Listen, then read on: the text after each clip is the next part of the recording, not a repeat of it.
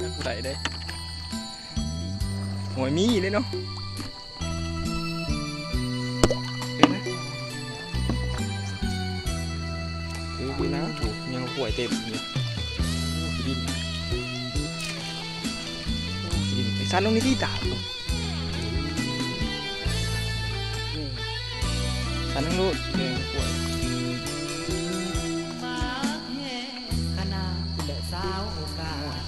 กลัวแล้วก็ย่องเขางอปะ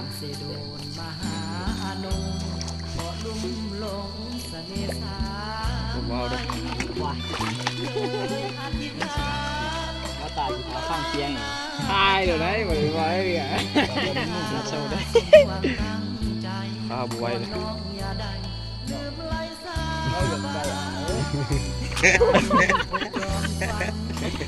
รอเลยเอาเลย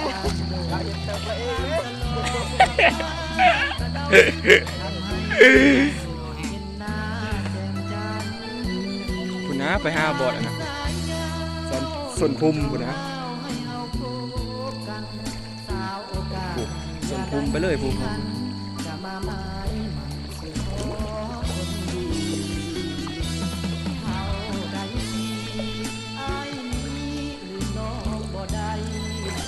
งานมาสอนเนาะหากินเหมือนว่างเบ็ดอย่าเบ็ดก็ข้าเนาะ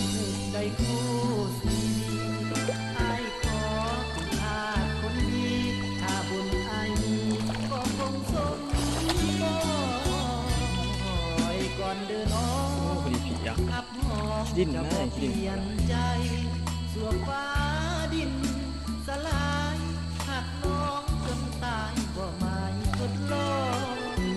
ขอยืนคำขาดรักษาโอกาสเนื้อทองทอดใจให้น้องขอพรยินเยอะกว่านี้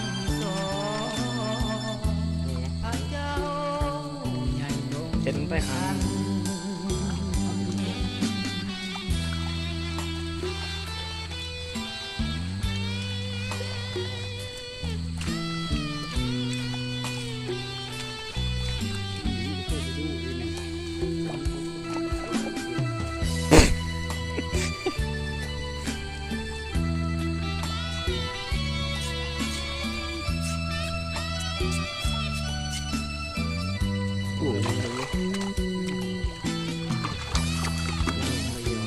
ดูหน่อยโยมคุณน้ำใจทำคือไว้นี่ดิเอาไว้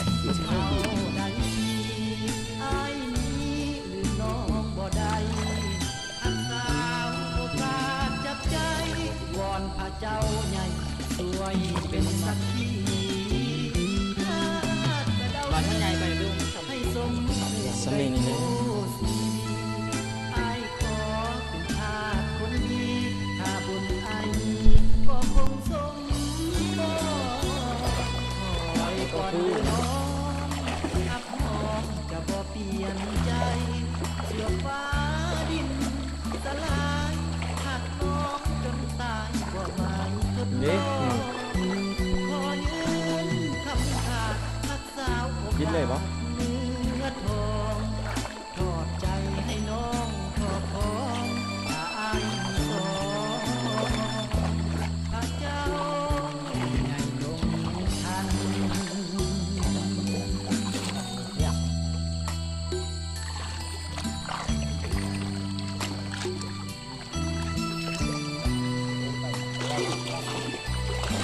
ไหลของมือเขาเด่นดูตับตุ๊บตา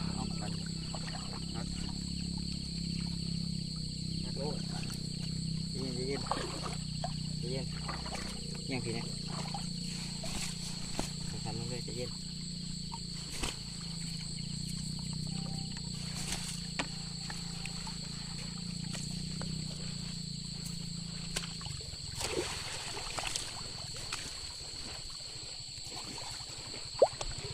ดูคนนี้มีหินบันไดหรอ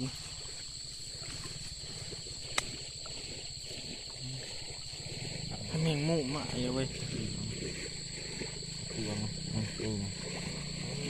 อย่างนี้เนี่ยลูกนะสวิตช์มันไม่นะเก็บที่ดินนี่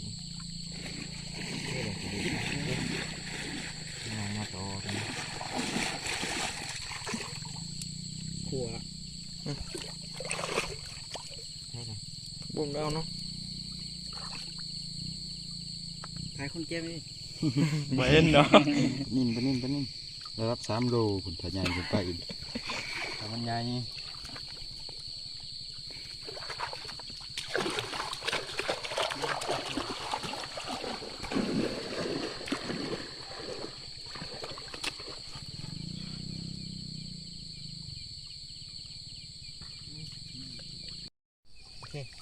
ตัดมา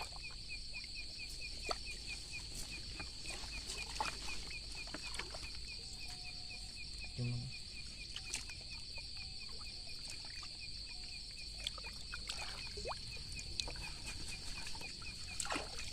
โอ้ขวยวะ ยังได้เยอะได้เยอะ โอ้คอเพาะดีเว้ย นี่ไงเจ้าเขากระทะ เดี๋ยวเราจะเบ็ดกันนะ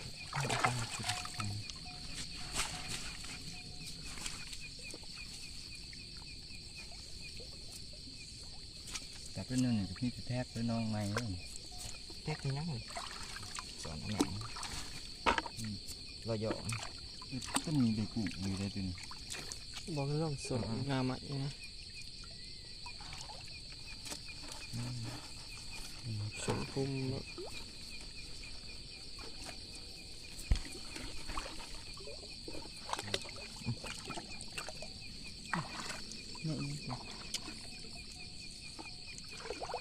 จับเนาะ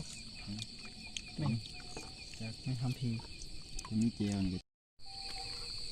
มันจะยืนอยู่แค่เรียบร้อยลูก มีนะ ท่าน ก็แจวมามันก็แจมน้ำตาโอ้ น่าเบื่อก่อยเพียง เศร้า มาเลย โอ้ก็ก้อย โอ้ มาบาดมาบาด เขาลงคืนคักเลยนะ ถอกลงมาละมันยังเศร้าฮะ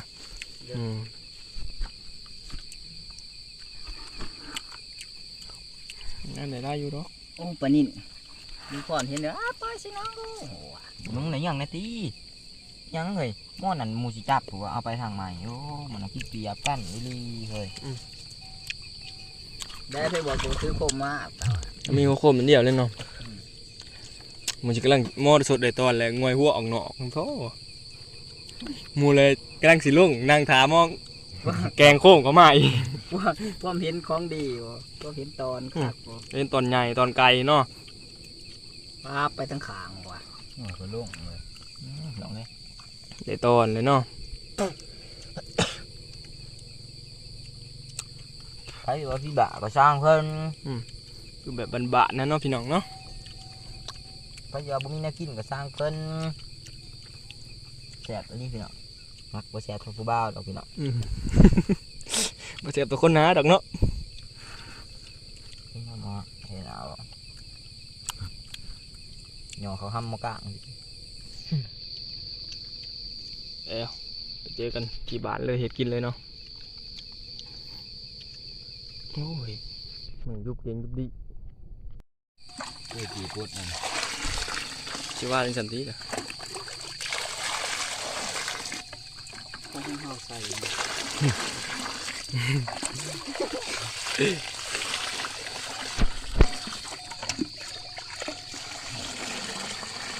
ก้นๆต่อ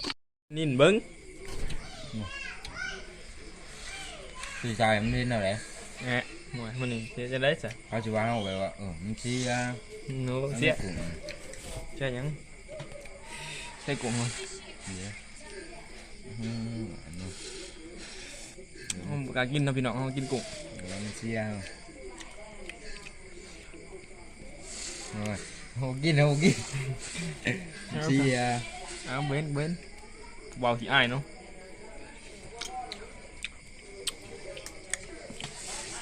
เอาดีเลยลินดีเกมอยู่อย่าเบิ้งสดหนึ่งนะยาเบิ้งเพื่อสดดีของยาเอาเบิ้งนิ่นนึงโอ้เนาะ บ่พักอีก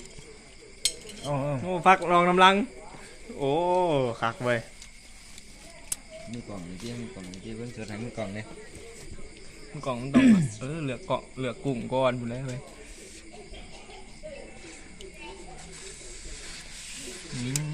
บ่ไว้น้ำดอกนี่ก็บีบมะนาวใส่ มีแล้วสิบีบไปเด้อ เอาน้ำเอาอีกน้ำมัน ตู้เอาหน้ามันดี เศร้าใส่ดีๆนี่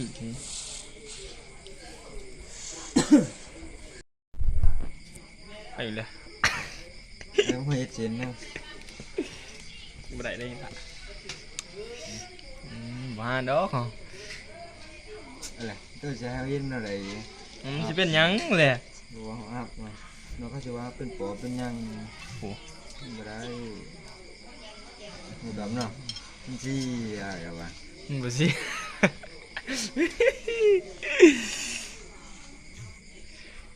ปลาซิวนิดๆเนาะใส่ตัวขัวจะได้กินอยู่บ่ อย่าคมเลยหัวมีนะปลาสิวบ่มีปลาสิวหัวมันเป็นแมงหัวป่วยครับ มีกล้วยเลย มันต้องเป็นกินหัวป่วยกินบ่เป็นมันใหญ่ป่วยมันใหญ่ข้างหน้าก็หัวมันกินปีกมั้งอ่ะน้ำไม่แล้วเอาแนวไปเราให้สเปกกันมาต่ออีก3 คน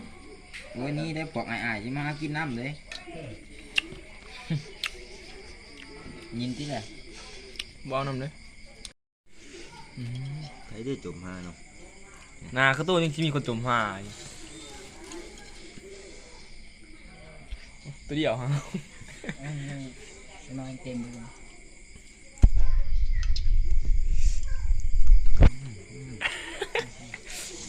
โอ้ว้าวเกินไป